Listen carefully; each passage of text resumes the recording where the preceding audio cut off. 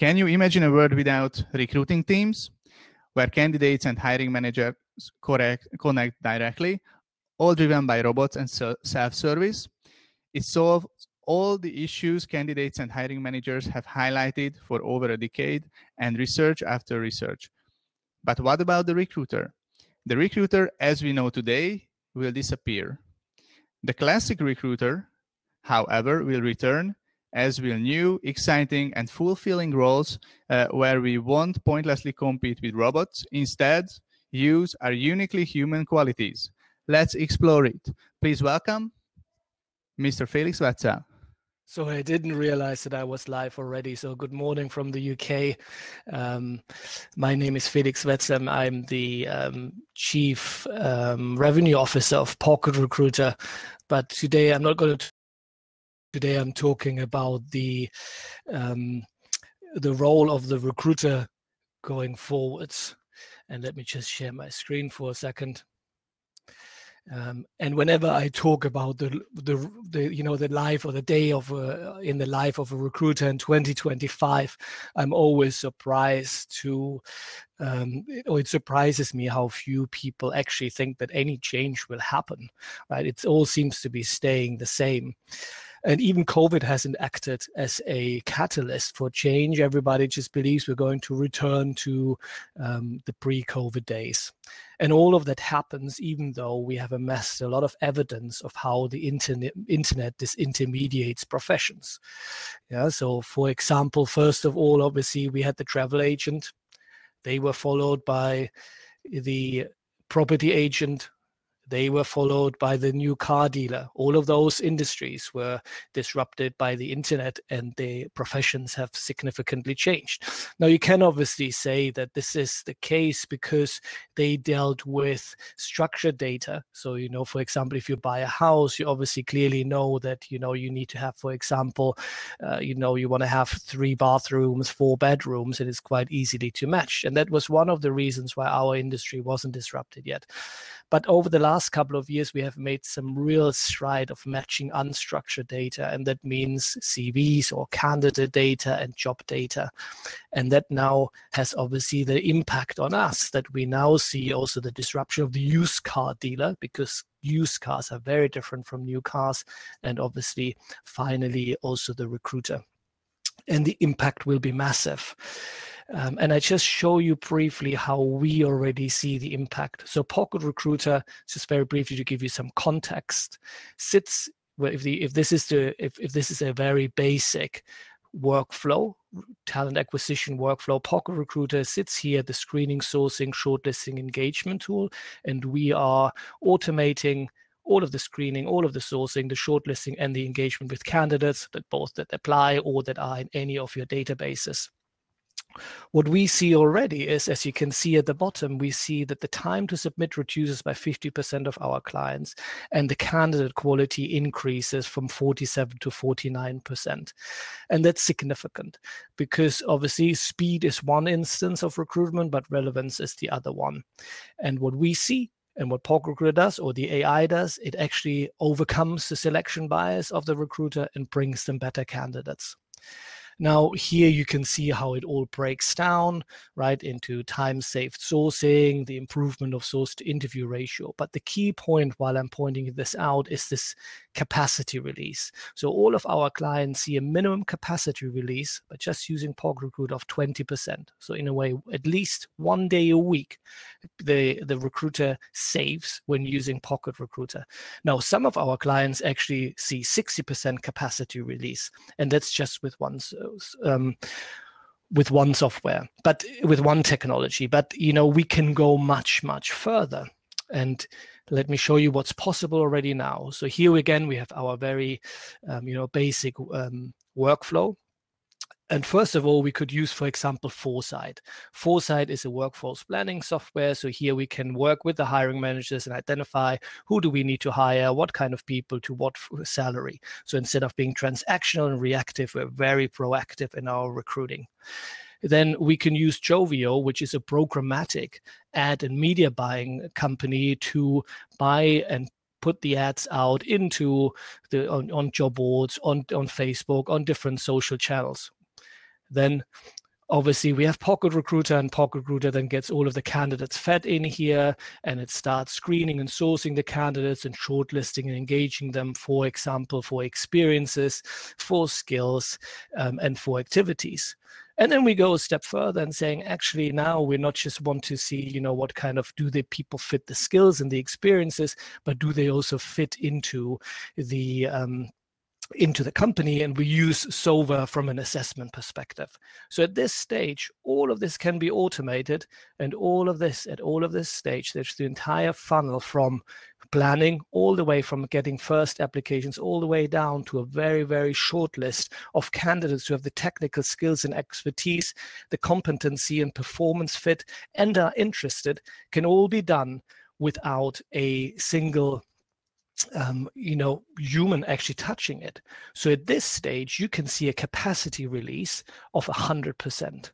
So just to highlight, what I'm suggesting is we can actually remove the classical recruiter through technology and enable a direct communication and a direct engagement between the hiring manager and the candidate.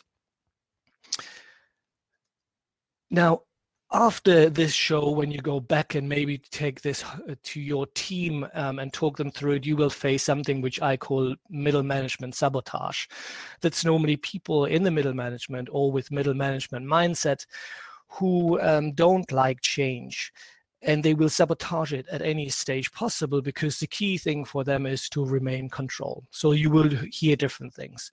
One thing, for example, what you always hear in recruitment is, but we can't do it because people want to speak with people. And yes, in a way that's right. But people don't want to speak with people when recruiters want to speak with them. So for example, there has been a really great research done by Olio, and it shows any candidates, regardless of industry sector, regardless of seniority, only want to speak with companies when they know that they have a chance of getting the job, which means when they're through our entire funnel, right? So I'm now already in the shortlist of interested candidates. Now I'm interested in engaging with you. Now I'm interested in learning about your employer brand or about all of your different values. The other thing that you most likely will hear is, but that's not how we do it. We always did it differently. And you know what? I have never had a lot of sympathy for that view, because I think you can always do it differently. But especially now, when we're kind of moving from the pre-COVID into a new world, we now have the ability of changing the world completely and renewing it and revisiting it. So from my perspective, it's like, stop the excuses. Stop trying to out-robot the robot, So at the moment, we have a lot of people trying to work like a robot, for example, by sourcing candidates or by screening out applicants, and listen to the candidates. And that's kind of nothing new, right? For the last 20 years, research after research after research after research has shown us what candidates want. Now is our chance to actually build a talent acquisition function, a people function that actually works for candidates and for people. And so far, what I have seen clearly means that nobody in companies cares about candidate experience or employee experience, because otherwise they would do it differently. So let's make the changes now. They're possible. Now, let me just show you some reminders about what candidates want, and then we'll bring it back together. Now, there are no surprises in here, right? We've seen this often. Speed is of real importance for candidates. So when applying for a job, they want to contact it fast, right? And you can see that here. But that's a relatively vague answer. So let's go a little bit deeper. So this question was, how soon do you expect to be contacted about a role you've applied for, excluding acknowledgement emails? And look at this. The majority, over 70%, wants to be contacted within 7 days. Now, the majority of companies doesn't even send anything back. They don't even let candidates know where they are in the process. And that is not a technological problem. Technology is there to solve this. This is a process problem and a mindset problem. So, that's one thing that we can change immediately. Speed 3, how long do you want it to take from interview to job offered? Less than 4 days for 41 days, within, 10 days, over 80%. How long does it take you from going from interview to job offered? Now imagine all of the technology that we put together, how fast you could move through these things and how fast you could bring candidates back. Now that's candidate experience. And then who do they want to talk to, right? So we heard beforehand always the excuse, yeah, candidates want to talk with candidates. Well, here you see that actually the majority of candidates don't want to talk with a recruiter or even a recruitment consultant or a colleague, right? We have all of these buddy things about talk with a colleague to find out how it would work for. That's all not relevant for candidates. Candidates want to speak with hiring managers. And deep down in your heart, you most likely will think like, well, no shit, Sherlock, right? You don't tell us anything new, we know that. Well, if you know it, why don't you make it happen? Why don't you let the candidates communicate directly with the hiring managers and take all of this part in the middle out and make it really fast? Then one other point, which is really important for me, is often as talent acquisition teams, we seem to think that candidates don't have a life and they really want to join our talent communities. They really want to read all of our blog posts that we put our employer branding, and we do all of this lead scoring and so on. Just a reminder, you know, candidates do have a life too, right? So for example, I always say to people, why should I join? You know, I'm on Facebook, I'm on LinkedIn, I'm on Twitter. You know, I have a life, I have a family, I play tennis. So now you want me also to participate in your talent communities. You want me to read loads of your blog posts. I won't, I have no time. I'm only interacting with your company when I have a job that I'm interested in and when I see that I have a real chance of getting it, which means I'm through the whole part. So just as a reminder, let's get back to our 100% capacity release model, right? So here we are with the workflows. These are the companies that I suggest, and there's others that you could use for that, but I've chosen those because they're the best in class. So the capacity released for the classical recruiter is 100%. We don't need the classical recruiter anymore as we know them, right? Because we're going to replace them through technology, and we're allowing candidates and hiring managers to talk directly to each other. And actually, we're going to tick off all of the boxes of all of the candidate research that we want to see and need to see. That means the role of the recruiter will disappear, right? By 2025, there will be a fraction of the classical recruiters as we know them still around. Sorry, I just need to check my clock. But there will be other roles that will be created, that will be emerge. And here are some of them. Marketing specialist. Now, I know, you know, a lot of companies already have recruitment marketing people or employer branding specialists. But, you know, unfortunately, the majority of them are actually not marketing people, they're advertising people. They're not interested in what brand stands for, what marketing is. They're interested in brochures, right? In career pages, in making them look pretty, in winning prizes for how pretty they look. And it's a real key part that you're really choosing the right recruitment marketing specialist. And I could fill an entire presentation about employer branding and recruitment marketing here. But when you're looking, or when you're hiring an agency, or when you're hiring a recruitment marketing, there are two questions that I would ask them. The first one is, what is a brand? And if they answer, a brand is the sum total of all of the interaction with a company's network, then they're your person. The majority of people will tell you about a brand, about something, about external perception, about how the market perceives it. So the second question, if you're talking with a marketing specialist, ask them, who will participate in the research of the values of the employer brand? So when you're setting your employer brand, who will be setting those values? If they tell you that everybody will participate, or a cross-section of the company, then they're not the right person. The right answer here is the leadership and top performers. We're not interested in anybody else. Anyway, as I said, I could fill a whole role. The next role is the copywriter. It becomes more and more important to create unique and relevant job descriptions, right? The job description is more important than the employer brand. The employer brand only becomes important later on in the hiring funnel. So writing a copywriter who can tell a story, who can write these stories, is a real difference. Don't just take templates and kind of put them in there, because they're just going blind and everybody knows that it's just kind of like a robot writing it. Here you can make a real difference with creativity. The second part is an AI coach, right? So we can see this already with our clients, where they have AI coaches that are currently training the AI and making sure that it is not biased, that it works for the organization. You have a candidate quality engineer. So does the AI and does our entire process deliver the candidates that we wanted to bring?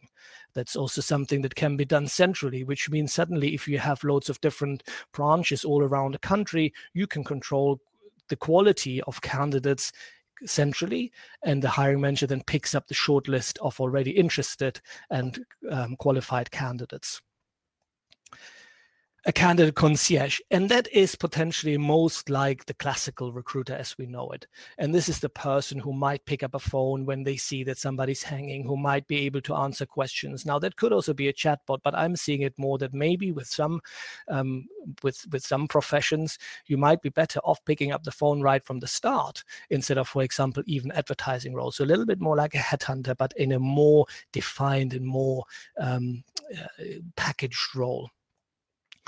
Then obviously you need a product manager, right? So we're talking now about products. So talent acquisition it goes away from recruiting and becomes ultimately a technology provider. And you need a product manager who permanently tweaks your workflow, who permanently looks at all of the small little wins, who runs loads of AI and UI tests and A/B testing to make sure that everything hangs together. And then lastly, an integrator, because the design of a smooth data flow is really important. We're currently working with a client where they didn't bring in an integrator. And the problem that you have is that the systems don't talk to each other. That's often something that when we look at the top of the systems, it seems very easy that they can all talk to each other. But you need an integrator who can make sure that the APIs talk with each other and that the data runs through it as well. So these are the new roles that I can see hiring, that I can see emerging. So what I would do if I were in your shoes, I would invest into all of the technology, throw out all of the old technology like ATSs, the classical ATSs. We don't really need that anymore. Use the new technology, start strategically from the workflow planning all the way, and then kind of build a platform that enables the direct communication between a hiring manager and a candidate. Now, I know I'm talking a lot about this new world, and whenever I talk about it, people always say to me, "Oof, Felix, if you're just talking about robots taking over the world and robots taking away all of our roles." And that's actually not what I'm talking about. I think that the future has an ancient heart, and talent acquisition will become more about talent acquisition again. And AI in general will give us the ability of rediscovering our humanity again and becoming more human again. It gives us the freedom and the space and the time to do whatever we want to do and what we really value. So I am super excited about what's going to happen, because I think it will make the whole world and especially our industry much, much better. And that's already my talk. Thank you very much. If you want to get in touch with me, you can find me on LinkedIn, or there's also my email. Thank you.